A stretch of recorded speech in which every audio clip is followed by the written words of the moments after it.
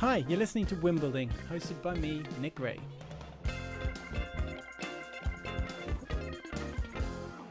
Hi everyone, thanks for tuning in again. I'm sorry it's been such a long delay between the last podcast and this one. If anyone's tracking, then they'll know it's just over a month and a bit. We've had Christmas in between, and Happy New Year. It's 2022 now as I'm recording this. And I've just finished editing the podcast with Olav, walking through the park in Oslo. It was a lovely day and a lovely conversation. Unfortunately, I didn't record the video for it. So those of you watching on YouTube, this is the video. I'm going to put in photos and a photo stream in case anyone wants to listen to it whilst they're working and things. I know that some people are doing that. They're listening on YouTube with it open in the background. But those of you who are wanting to listen to this on the go, I have got the podcast on normal podcast channels, so please download it there. For those of you listening on those podcast channels, I apologize for that intro. You already know that, so and you're not seeing me. So with no further ado, I'm going to get into the conversation here with Olav. We talked about learning and education. We talked about how to learn best, and this guy has written really good books on it, and I thoroughly recommend, as I do regularly through the podcast, to go and check out his stuff. Okay, thanks very much for tuning in again, and I'll see you at the other end. So, as you can hear from the crunching snow beneath our feet, or the ice, I'm here in Oslo live with Olav, and Olav has kindly agreed to meet me in Frogner Park, which is one of the most beautiful places. I love this place in Norway, in Oslo, and it's a very famous park because I think it was donated or something, right? This park has been donated to or it's owned by the Oslo people, or owned by Norway. You know more than me. It's something like that, yeah. The artist, or the art is, or something. Anyway, it's incredible art here. It's the largest park in Oslo. It's the largest park. There we go. So largest park in Oslo. So hopefully the sound quality is good. We've got some wind coming at us, so let's see how that works out. But right. Let's get started.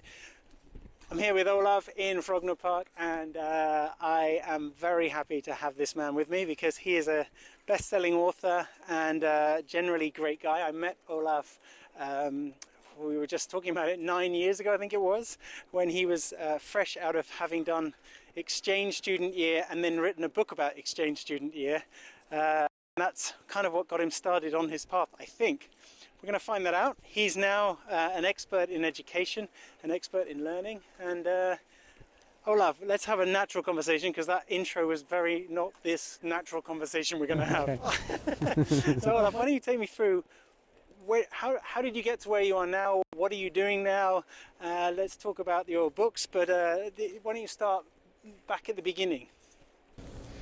Right, how far back should I go? As far back as you like, but I guess one of the things in your TED Talk, yes, he's done a TED Talk, is about your childhood when you were a student.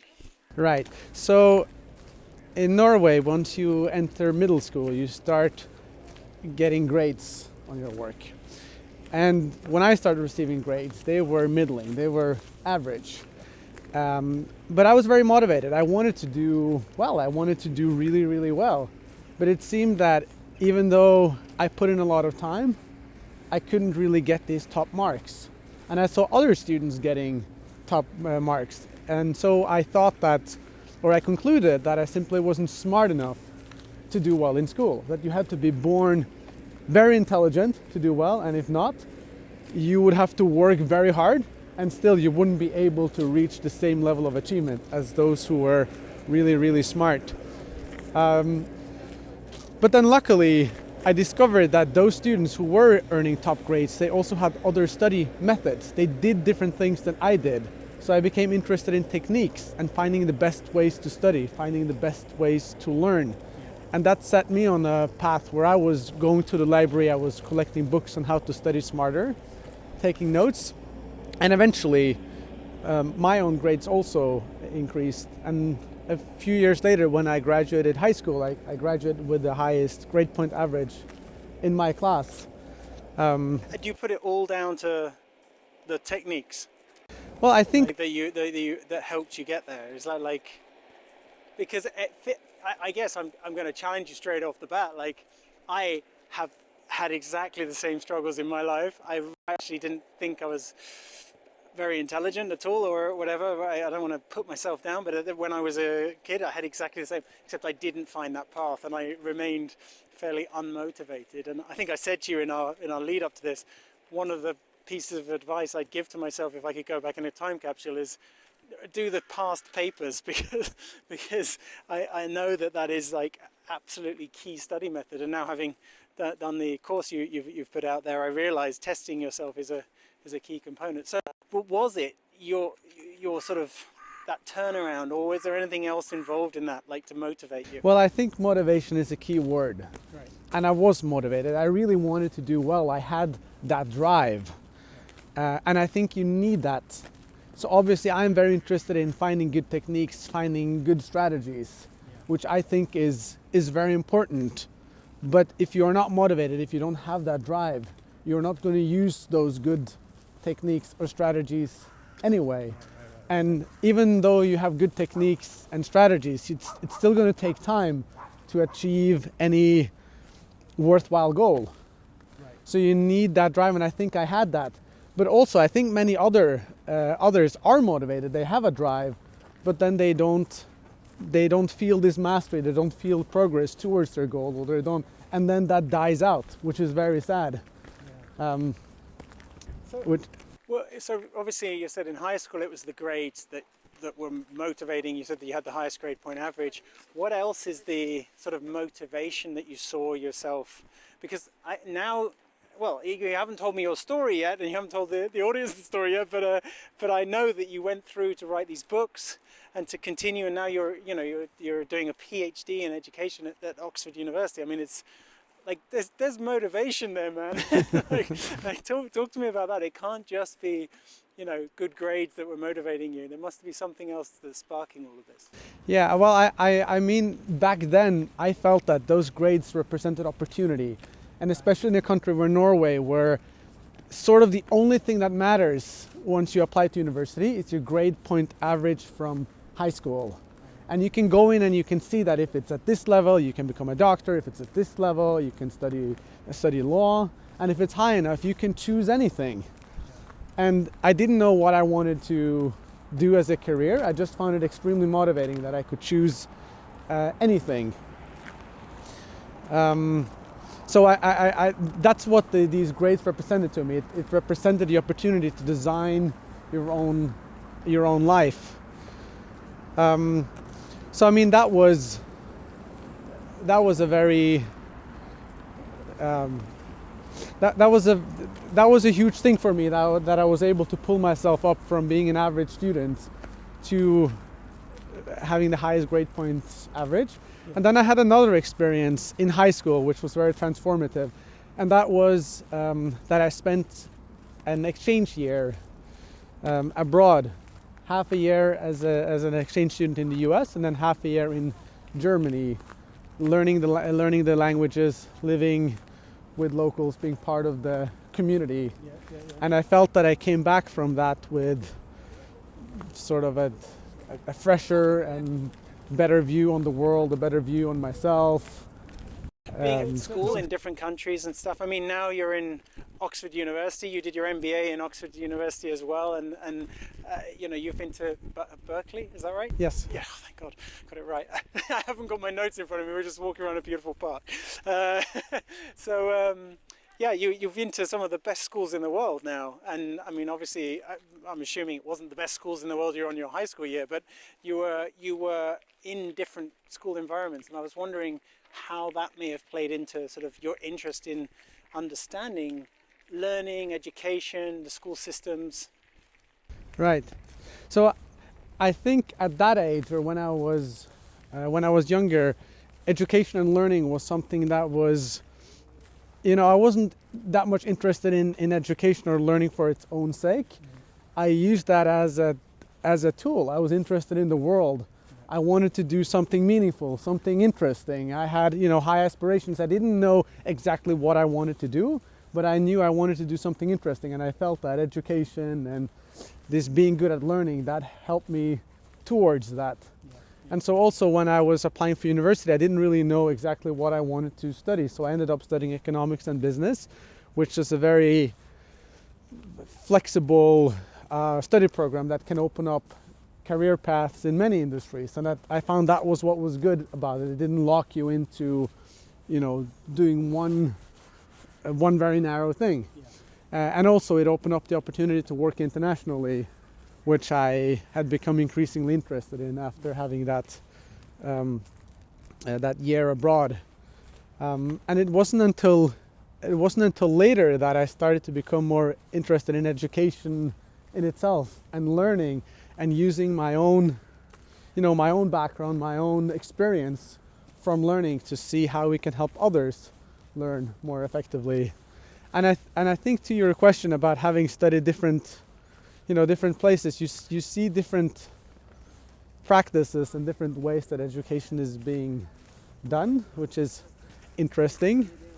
And I think particularly one thing that I've noticed or stuck with me is the importance of having, some teacher or someone that really believes in you, that really cares for you, and that are there to give you that confidence that you might not have yourself. Yeah. Well, teaching. I'm very passionate about education myself. I think I spent a lot of time working with EF, and it wasn't always in sort of a purely educational perspective, but I think the whole sort of mission and values of the company, and I really bought into that and drank their Kool-Aid, I suppose. But but I got very passionate about it because I realized, especially teachers, the people who are educating and in front of especially young people, I think they have such an enormous impact in a positive, or normally in a positive way. And even when teachers are, getting frustrated and grumpy with parents, it's because they care about the students. And that for me is something which I think some people lose sight of sometimes. It's tough being a teacher. It's tough being a parent. It's really tough being a teacher for sure. Like being in front of all those kids and trying to educate them and trying to open their eyes to the world. But then also when things like that happen, they, like you've just said, like when they believe in a student and they change a student's course, that's amazing. Yeah. So I get very passionate about that. And there's also a lot of research to back that up, that if you don't have a good relationship between the teacher and the students, the teaching falls a bit flat. The students don't pick it up. You need to have that good relation. Yeah. So talk to me a bit more about the books, because you wrote your first book. That was the student exchange book, and that was the one. So you'd written that by the time we met, I think, right? Yes, that's right. It came out in 2010. Okay. So what about the process of what inspired you to write a book then? So I had come back from this transformative year that I felt had enriched my life in so many ways. Right. And very few students go on such a year. I think from Norway, a country of around 5 million people, it's around 2,000 students that does it every year. You can go to any given high school and you might find one student that does this. Yeah. And I thought that's a shame, because this is such a great thing to do. But such a year can also be riddled with challenges. Homesickness, trouble finding new friends, you're placed in a host family, you might not get along. And there's also these stories of students who haven't had a good experience. So I thought that having been in 2 countries, that had enabled me to get a better understanding of these exchange years than someone who might only go to one country, to one culture, to one school. So I had this unique, and not very few people go as an exchange student to one country. Even fewer go to 2 countries. Yeah, exactly. So it gives this sort of, this. Yeah, you had a breadth of experience, but the book itself, like what made you want to write a book about it? Like how did you get motivated to write a book? Well, it was twofold. One driver was that I felt that there wasn't much impartial, sort of objective information out there that could be really helpful to students, that can tell them, from one student to another. From a lived perspective, I've done this. Yeah, this is what you should know, and if you get into these type of challenges, this is what might be helpful to do. I really felt there was a need for such a book. And then the other driver was that I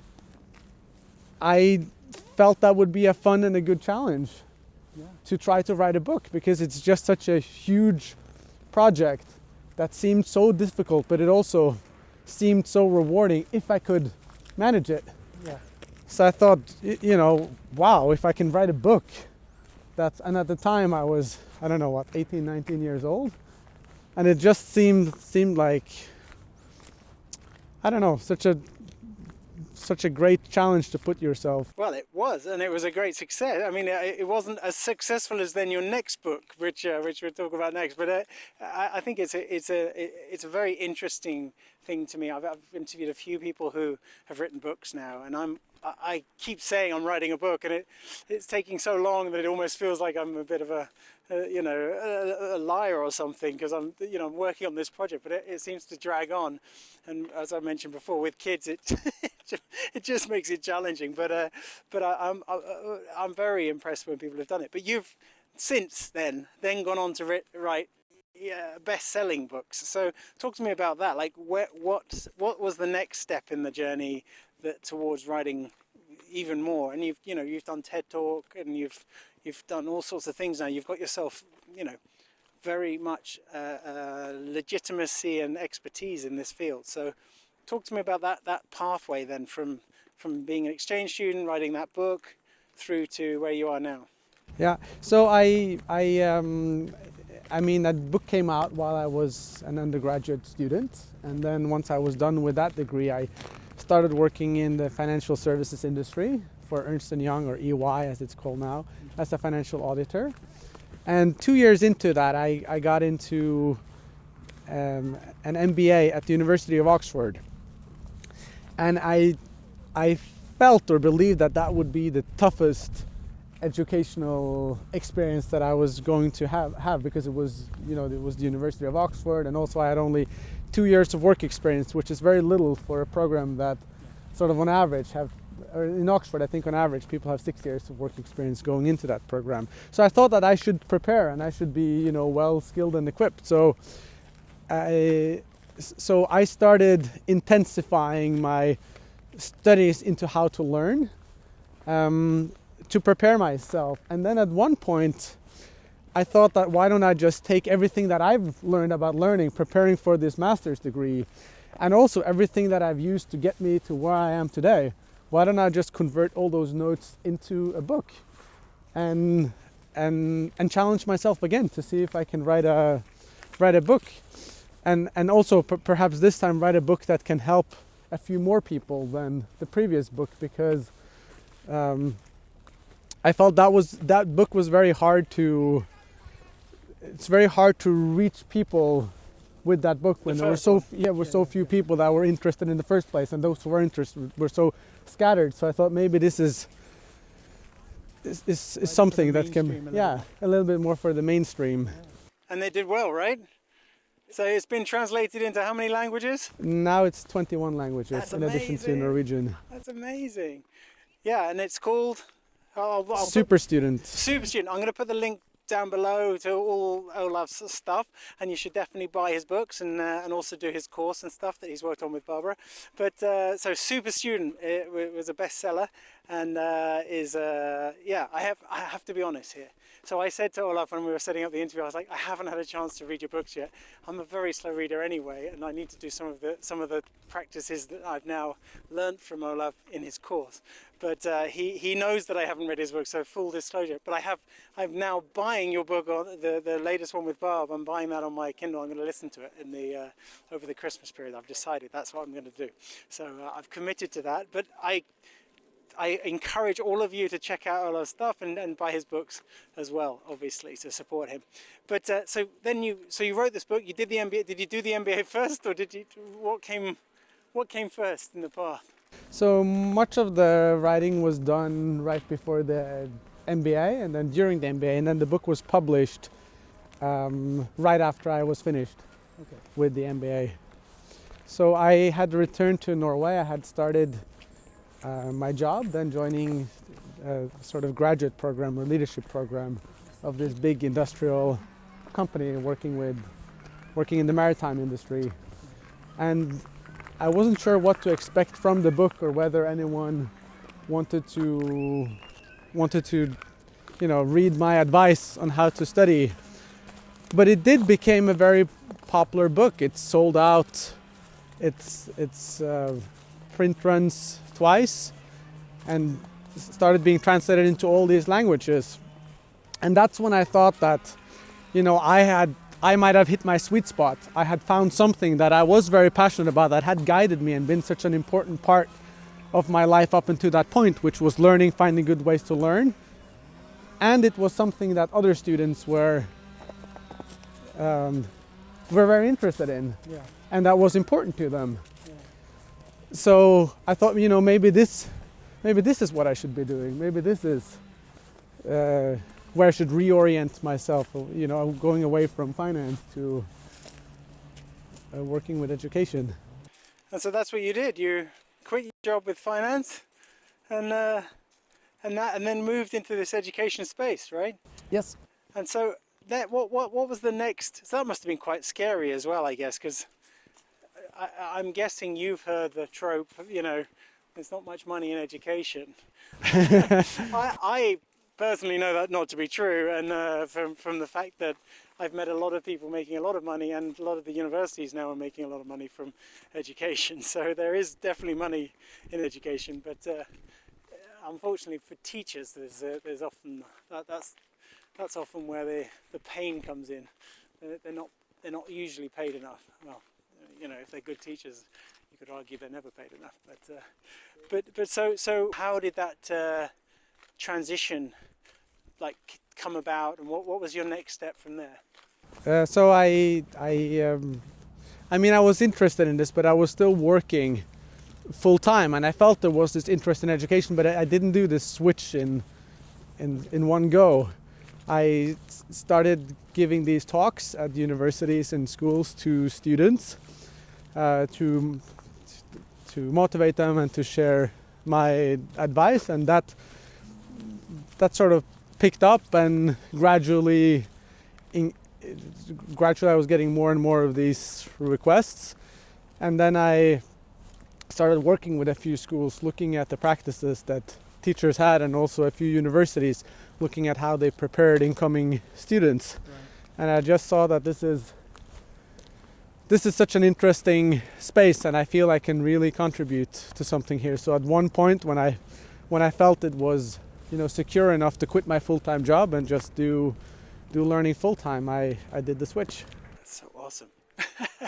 So then when in the journey, you still seem so young to me. When did you then meet Barbara, or Barb as I've been calling her, but Barbara, from who you've now written your next book with?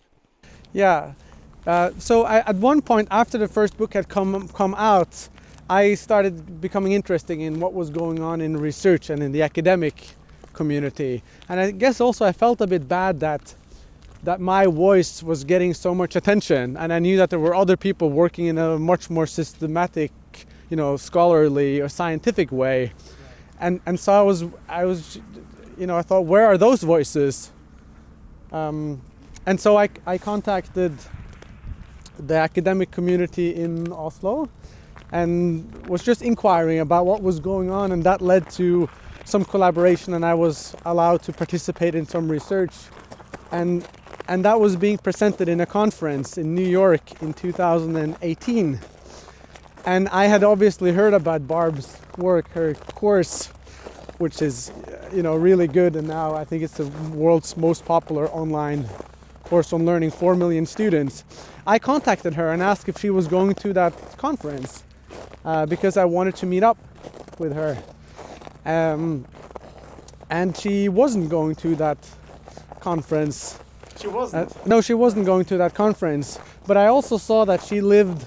So I was flying from the East Coast to the West Coast, and I saw that I could make a connecting, flight close to where she lived. And so I was wondering if we could meet up there, and she agreed. And I was very surprised because I know that she's very busy, but she did agree to meet up. And we spent some time together and talked about learning, and we saw that we shared this, common passion for learning, and interest, and trying to not make this into too long of a story, but some months later she came to Oslo and she spent some time here, and we were working together more on a daily basis, just as a project. Yeah. And after that we decided to write a book together on That's how to so learn. cool. Good for you, man, that you would reach out and just try, connect with the person that was, I guess, inspiring to you or whatever, or looking, you saw lots of opportunity to learn from and to collaborate with. That's fantastic. And I think we also, we come from similar backgrounds in a way, that we've had our struggles with education. We haven't just been, cruising through education, finding everything come easy to us. And Barb, she failed some classes in high school. She was really struggling with math. She thought she didn't have the math gene, so she should study language.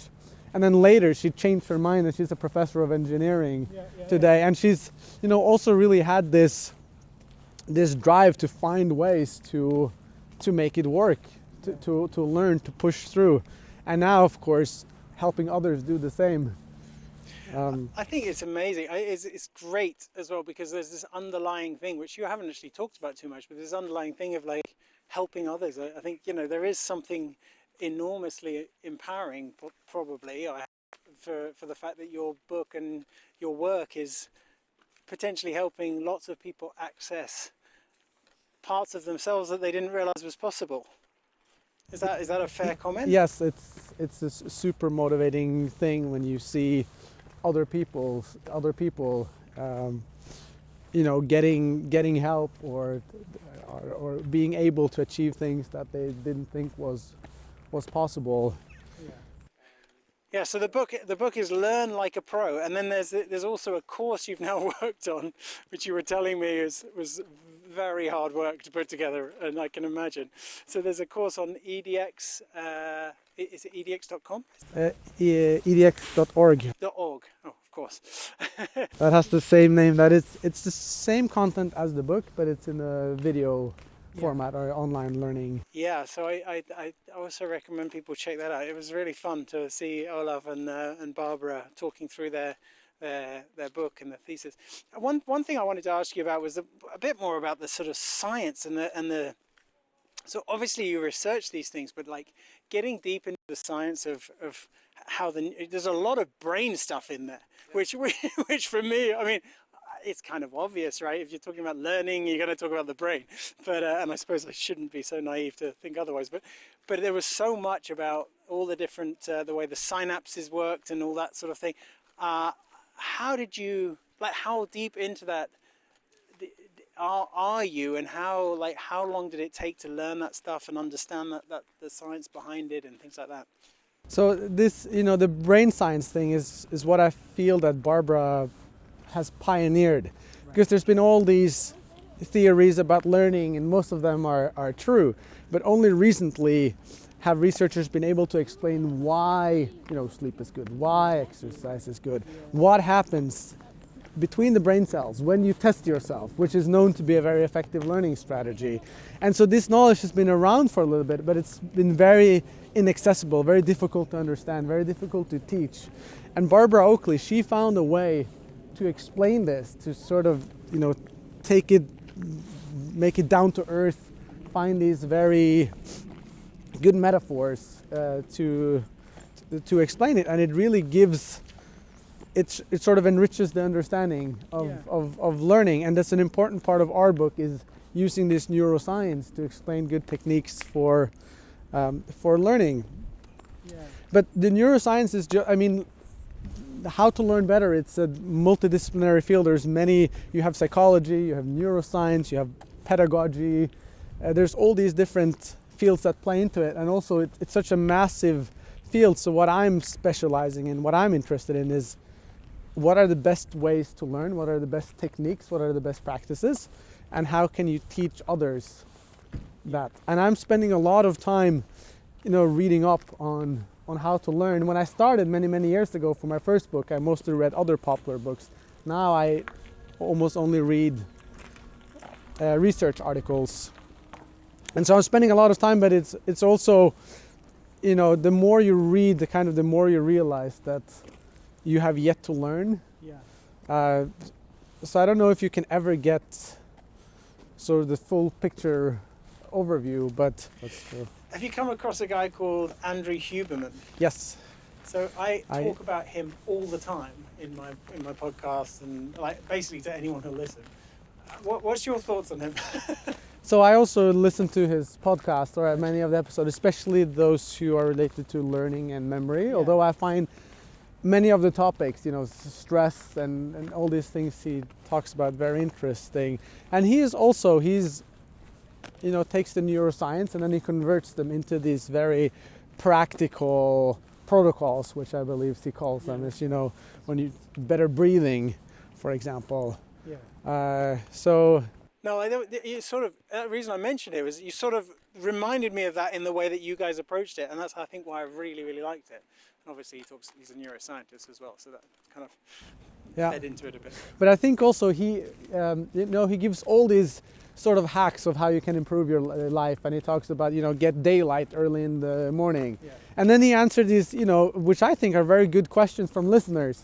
You know, daylight, can you know, daylight through a window, is that the same thing as walking outside getting daylight? Yes. And if it isn't, what about if you're wearing glasses and then the light goes, you know, through glass into your eyes? So he comes up with answers to all these things. What I am noticing though, which I feel there's a sort of parallel to learning, is that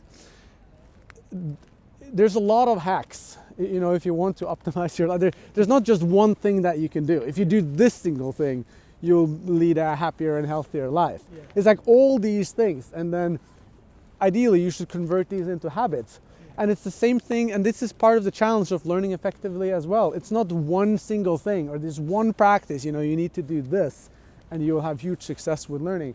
It's the sum of all these small things. Yeah. And if you isolate one thing and look at only one practice, I'm not so sure it will make such a big difference. It's really the sum of all the parts.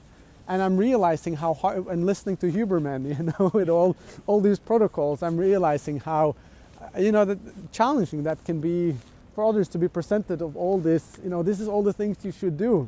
I think also, I love you said that, because I also agree, and I think it's, I think it's also the fact that a lot of people don't have access to the things. One of the things he talks about is, encouraging people to get their blood work done. Yeah. And I always think, well, how does one go about getting their blood work done? I don't know how to do that. You know, I could probably go to a doctor or something and ask, but like that's a big deal, you know, like those sorts of things. So I think the other thing you just said, which is actually it came up in another podcast I did, which is habits. And I think that is such a key, like motivation in education, in my opinion. I think you said it in your talk, it's like motivation is absolutely a key word. Like it's a huge factor in being able to learn, and finding the motivation, making that motivation work for you in the right way. That's a key starting point. And habits is the other thing. Like habits for me is such a huge factor, and developing a habit for something is not easy. It's got to be persistence, it's got to be a bit of perseverance through some challenges potentially. It's true, and you need that motivation to build that habit, especially if it's a habit that is, you know, not too enjoyable. And so if you really like exercising and running and it gives you all these positive feelings, you might not need that much. You're already motivated from it, but then if you find it really hard, if you don't get that joy, you know, finding a good exercise routine it's tricky. You really need motivation. But I also believe that motivation is not something that you either have or you have not. I think motivation can be cultivated, and you can use, you know, techniques and smart practices to sustain your motivation and even increase it, which is also something we talk about. Yeah. Obviously, other people can motivate you, and you know, a good teacher, a good parent, a good coach, a good boss, you know, they say things, you know, they do things and it motivates you, but you can also do things yourself to... I think also having sustained motivation, like that's the key with habits, right, is you've got to do something repetitively, and therefore you've got to sustain that motivation beyond just the feeling good on the Friday afternoon because your boss was super nice to you that day. Yeah. You know, and then you got a great weekend ahead. It's like, no, but you got to have a great 7 weekends ahead to be able to like even make a dent in your progress on whatever this challenge is. I wanted to finish up with some advice, Olav, and I know this is going to be maybe cheeky because you've written books and you've just said, I was listening, you've just said it's no one thing, you know, it's like a lot of different hacks and things you can do, but what would be like key advice you'd give to people looking to pursue, you know, educational goals, to try to achieve wins in education? What are the key things, besides obviously buying your book and reading it, buying both your books and reading them, what are the key bits of advice you'd say to someone to try and get hold of? So I'd say motivation is super important. So find something, you know, find a goal or something worthwhile in your life that gives you some positive emotions, that you have some sort of interest in. And then also, the more you work with something, the better you become at it, the more mastery you feel, the more motivated you will be. So even if your motivation is not super high, it can increase, but there should be some level of interest, or you know, ideally it's a strong passion, but if at least let it be, find a goal that means something to you, that you're interested in, because if you pick a goal that you aren't that motivated about, it's going to be hard to sustain sort of the level of engagement that you need to reach it. And so motivation is very important. And then I will say, you know, once you have found that goal for yourself, do some research, find out what are the good practices, the good techniques that you know other people use, or that science tells you will help you, because that's really important. It can make the difference, and even if it doesn't make the difference, it's still going to help you get there faster and in a better way. Yeah.